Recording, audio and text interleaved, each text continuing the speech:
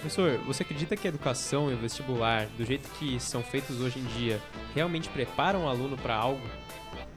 Não preparam para nada. A educação que nós temos hoje, os modelos avaliativos que nós temos hoje, o modelo de aula em sala de aula que nós temos hoje, o modelo educacional que nós temos hoje, são uma piada. Eles não preparam o aluno para coisa nenhuma, eles não ajudam o aluno. O sistema que nós temos hoje de avaliação ainda se chama prova. É uma coisa ridícula que tem sido feita há séculos. Como é que você acha que você é capaz de medir o conhecimento de um aluno ou preparar o aluno para alguma coisa imprimindo uma folhinha que hoje só não é mais no mimeógrafo, é na impressora, né, para que ele marque um X na resposta certa? Isso não é ensinar, isso é decorar, isso não é educar, isso é moldar, são coisas distintas. O modelo educacional que nós temos hoje não prepara para nada. Se você parar para pensar, nós saímos da escola, isso digo todos nós, você saiu sabendo muito sobre botânica, você sabia o que era sépala, pétala, cálice, corola, você sabia que, esse exemplo eu sempre falo, porque ele é muito engraçado, cara, que o coração de jacaré tem 3 cavidades, não 4, sabe? Você sai sabendo fórmula de Bhaskara, sabendo fazer pirâmide de Pascal, binômio de Newton, mas você não sabe preencher um cheque. Não sabe preencher um cheque, não sabe ler a fatura do cartão de crédito. Aí você consegue já montar um cartão de crédito, mas não sabe ler a fatura.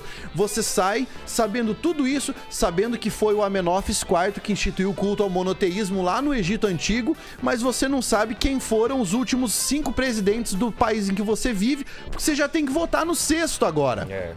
Você não sabe a diferença de esquerda e direita dentro da política. Você já ouviu falar que após a Revolução Francesa, no parlamento francês surgiram, né, os jacobinos, os girondinos, porque você teve aula de história, mas você não sabe, por exemplo, o que faz um vereador, o que faz um senador. A gente não tem aula disso, cara. Eu tenho uma ideia para montar um negócio. Você não sabe nem que você tem que declarar imposto de renda. Que todo ano teu pai tá lá e fala assim, pô, tem que pagar imposto esse ano. O cara sai sem a menor informação sobre isso, meu.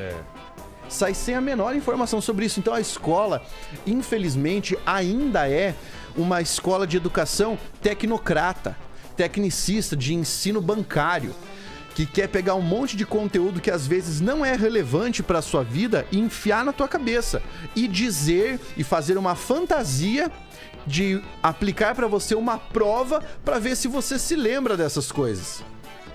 Como se isso fosse interveniente na sua vida, como se isso fosse te ajudar em alguma coisa. É evidente que noções elementares dos assuntos nós precisamos ter. Precisamos, mas nós precisamos também de uma economia doméstica. A gente tem que saber como organizar o orçamento de uma casa, a gente tem que saber como fazer um planejamento para o futuro. O brasileiro é o povo mais endividado que existe no cartão de crédito, porque na hora dele ter instrução formal, ele tem uma disciplina de matemática financeira, mas ele não tem algo ensinando para ele como organizar o próprio dinheiro, porque o professor de matemática, que dá matemática financeira, em 3 aulas. E onde é que ele vai ver isso depois? Na teoria ele vai ver na prova. E na prática? Na prática ele vai ver no bolso, mas ele vai aprender da pior forma possível. Depois que ele já tá fudido, é que ele vai aprender o que era um juro. O que é ter juros compostos. Entendeu? Até hoje eu não sei. Você vê, cara. Você vê, então é assim, é uma coisa muito maluca. A escola não faz essa preparação, mas nós nem estamos nesse estágio ainda, cara. A educação brasileira nem nesse estágio tá. A gente ainda não venceu algumas etapas que nem nos permitiriam medir a educação brasileira da educação tecnicista. A gente ainda nem... A gente tá no estágio de pré-formação das condições mínimas elementares para poder dizer que o Brasil tem uma educação plena. Cara, eu sempre falo isso. Nós temos no nosso país ainda gente que passa fome. Ainda nós temos crianças que passam fome. Crianças que vão para a escola não para aprender que a preposição por não tem acento, mas o verbo por tem acento. Não para aprender que uma oração subordinada adverbial deslocada no período sempre tem uma vírgula. A criança vai para a escola para fazer a única refeição do dia. Ela vai porque ela tem fome. E não é fome de conhecimento, essa coisa bonita que as pessoas falam em programa de governo. Ela tem fome que dói na barriga dela. E que atrapalha, inclusive, E que o desenvolvimento atrapalha. intelectual, né? Cara, Porque essa criança o vai... cérebro vai ser desenvolvido de outra forma. Não desenvolve. Desenvolve, né? O cara vai esperando comer. Então as primeiras aulas morreram. Poxa vida. Depois disso, ele vai matar a fome daquele momento. E depois ele vai ficar pensando nas últimas aulas, o que ele vai fazer a hora que ele for à casa dele, a hora que ele chegar à casa dele. Porque muitas vezes ele vai ter que ir a pé. Muitas vezes ele chega à sala de aula sem a própria roupa limpa.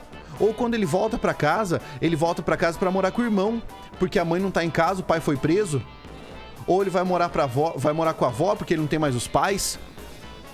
Ou ainda, em algumas hipóteses, ele vai pra escola e depois volta pra um abrigo. Como é que a gente quer falar em PISA, em números educacionais, se a gente não consegue nem matar a fome das crianças que precisam estudar ainda? É ridículo isso. É ridículo querer falar em avaliação da educação básica brasileira. Que educação básica? A coisa mais absurda que eu já ouvi nos últimos tempos foi quando a gente teve aquele Enem, que foi o Enem 100% digital para alguns alunos, né, durante a época da pandemia, foi a declaração de que todo aluno tem acesso à internet. Hã? Sabe quem é essa declaração? Não. O ministro da Educação. Ele falou isso? Sim. Aliás, o próprio ministro da Educação disse que a universidade não era para todos, que era para algumas pessoas.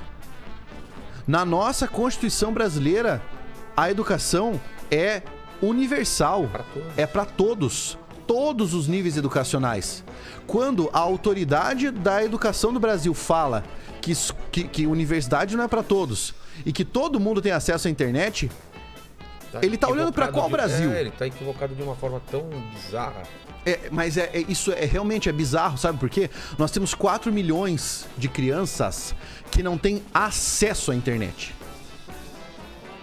Acesso. Não é tem um celular ou um computador, mas a internet é ruim. Não tem acesso.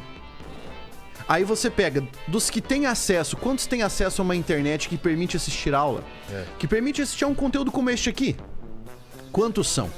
Quantos ficaram um ano sem estudar? Agora, vamos lembrar do que eu falei agora há pouco, da fome? Durante a pandemia, com a escola fechada, quantos ficaram sem comer? Às vezes a escola acaba sendo um refúgio para o aluno. Sabe aquele aluno que apanha em casa? Vai para a escola para se refugiar. A escola faz um trabalho que é responsabilidade da sociedade como um todo. E tudo isso se empurra para a escola. Então, e além disso, você ouve falar que professor é doutrinador, que professor faz isso, professor faz aquilo, e tudo ainda acaba caindo no colo do próprio professor.